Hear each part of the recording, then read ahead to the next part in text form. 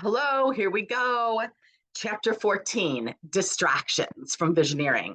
Ooh, this is so timely. We live in an age of distraction. So when I started my Mary Kay business, we did not have phones in our hands. We could not see social media. We had no idea what anyone else is doing until you went to your success meeting, unless you called someone on the phone that was attached to a wall that if you were really high tech, I think you went to Radio Shack and got a longer cord. So it went to the other room. So distractions were minimized for us because we didn't know what was going on in Mary Kay or around the world. And honestly, that was a gift. But this is the time that God's put us on this planet in Mary Kay. And so we have to learn how to manage the distractions. That's our responsibility. It's no one else's, and it's not going to get less.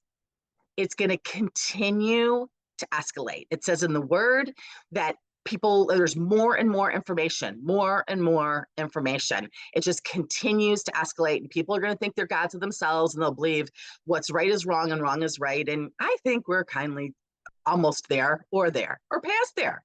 So distractions. First off, how to manage distractions. Mary Kay Ash taught us some tips, and I want to share a few things with you from experience. I love Nehemiah's, I'm doing a great work and I cannot come down. Mary Kay Ash believed that this was important enough that even when her husband died, that wasn't going to distract her from her mission. Even when half her sales force took her formulas and started another company, she wasn't going to let that distract her. Even when, fill in the blank, her daughter died, when they had $7 in the business checking account, those things did not distract her because she felt like this was something that God had called her to do. When I started this business, I was doing it because I wanted to, I wanted what the company had to offer. And then I needed to, once I quit my job and I was paying all my bills with it. And that was 2 weeks into my business. That was after a power start. And I have never looked back. And then I can't not, because once 9 years into my business and God grabbed my heart and I became a born again believer and started reading the word and did the Experiencing God workbook, I was like, I can't not do this. This is what he made me for. And so when you're sure that either you need the money to pay the bills or the goal of Mary Kay is something that's really important to you, and sometimes you won't figure out why you wanted that ring or that trip or that car until it's in retrospect, because all of our goals in Mary Kay are attached to other women's dreams for sure. And in retrospect, it gets much more clear why you were so compelled to reach that, run through that finish line successfully. Or you're at the point where you can't not, I can't not help batons being passed for the next generation. I cannot not do what Mary Kay asked us to do, which was pass it on. So this company went on for generations and generations for all the right reasons. And so in Mary Kay, she said the 6 most important things list before you go to bed at night. So the next morning, you're not distracted thinking of all the things that you have to do. A weekly plan sheet. And then use that weekly plan sheet when you get to a point where you're like, I'm too busy, there's too much going on, and Mary Kay is usually the first thing that people cut out of their schedules, even though they need the money. Then if you are looking at your weekly plan sheet, print out a clear one and use it as a weekly time study. And so follow yourself around for every 15 minutes and jot down what you're doing. And when I ask people to do this, they never have to get back to me after a week. Within 24, 48 hours max, they're always messaging me. I got it. I know what I need to change. Something that I did learn in Mary Kay that Andy Stanley shares in this is that good is enemy to best. And as a woman, I was taught in Mary Kay, you have to learn to say no. You have to learn how to say no. If you have a problem saying no, you say yes to every good thing that's out there. Lisa TerKeurst has a great book, My Best Yes, I think it is. Also Donna Parteau, Walking in Total God Confidence, because that got me off of the Ferris wheel or the merry-go-round of people pleasing. Approval Addiction by Joyce Meyers was also helpful, because all those things helped me understand how saying no was the best thing I could do. Also, God first, family second, career third, that priority system God is your time. That is your time, your relationship with God. It's not inside church walls. It's not church, small c. It's your relationship with the Lord in the word, listening to him, being Holy Spirit led. Family second is your immediate, your core family, your husband, your kids, and then it expands out to that. But your priority is to your core family, your spouse, and your children that God's given you to raise. And then third, your career. And so you may have another job and then you're Mary Kay, but Mary Kay said, if this is your job, it's third, not 33rd. And so you guys, I found as a wife and a mom and raising two kids, I didn't have a lot of time for other things.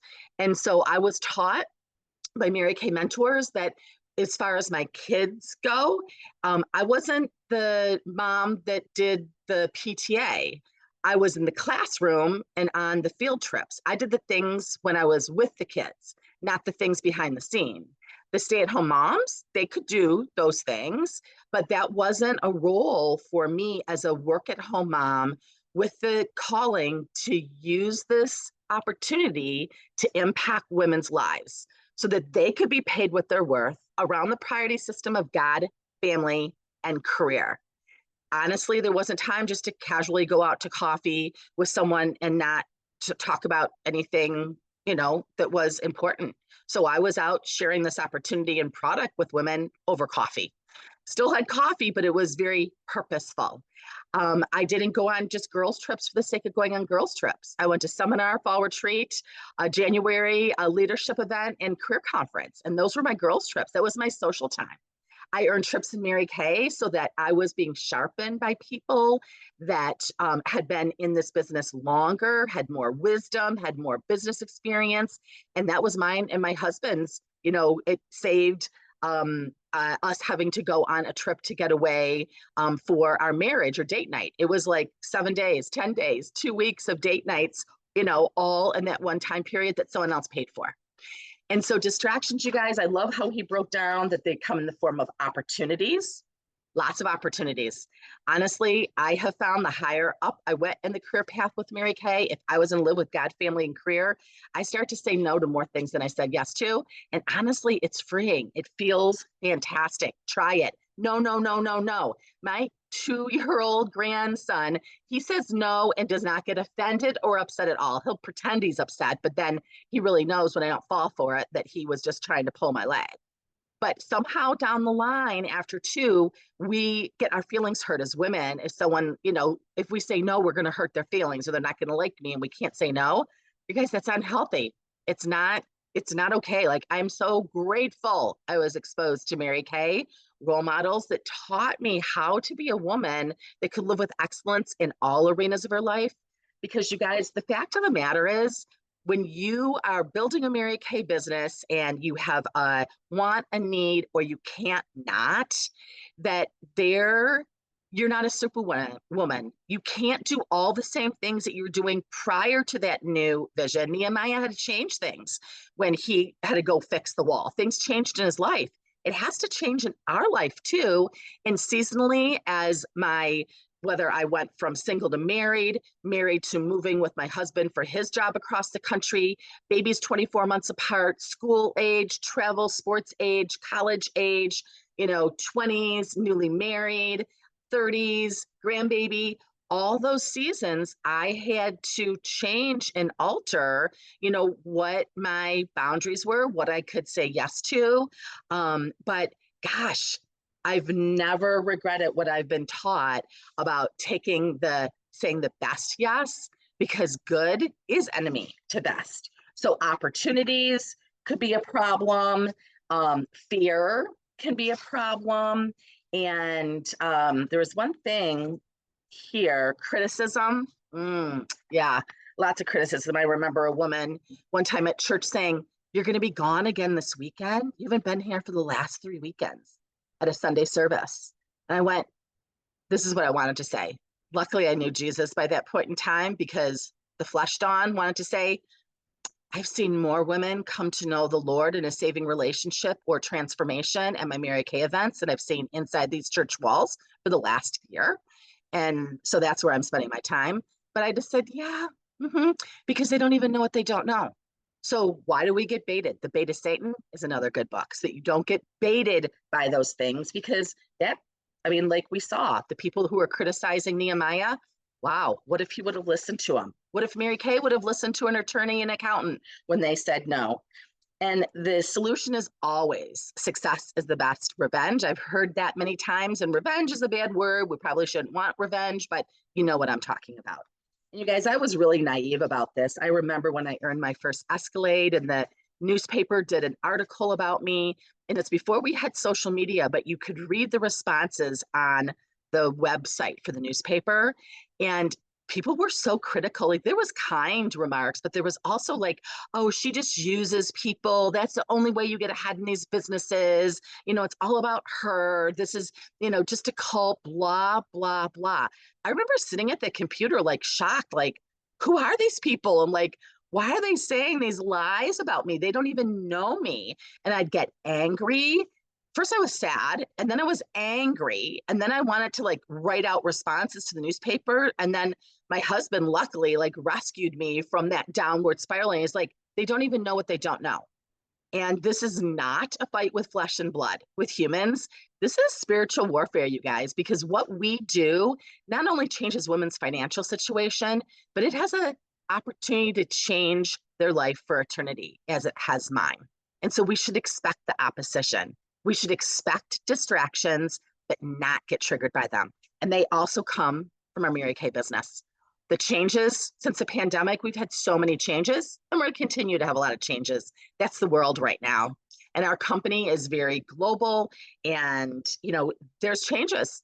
But the fact of the matter is, as long as I can still get products, I'm an independent contractor, and I can sell products, and I could be a business owner versus an order taker, I'm not going to get distracted by any of the things. There's always a workaround. God always makes a way. He always provides for the things that he has called people to. And he has called women always, and you're probably one of them if you're listening to this, to use this as a vehicle to serve women. Use this as a vehicle to help women see how beautiful they are and how valuable they are for this product and this opportunity. Enjoy your discussion of chapter 14.